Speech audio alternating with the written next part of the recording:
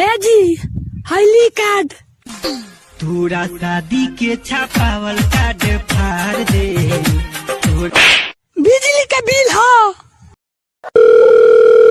Hello, कहाँ रही है रे? तोर फोन कहाँ नहीं खेला गो? आज के बाद कॉल करने की जरूरत नहीं है यहाँ पर। तू जल्दी बुढ़ा जेबे, तोरा देह में पिलुआ पड़ी। साला बारा जिंदगी में दुख बा, हिहा जा हुहा जा। रउआ काल्हे से कहाँ रहनी हो?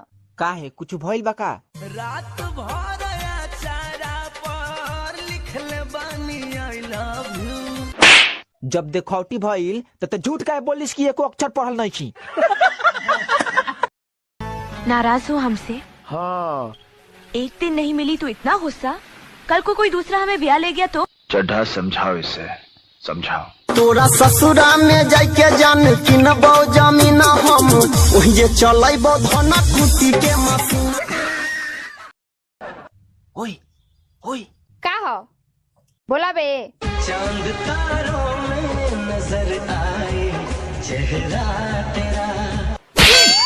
जौन बात बतन सीधा को, जो नहीं है चंदा मत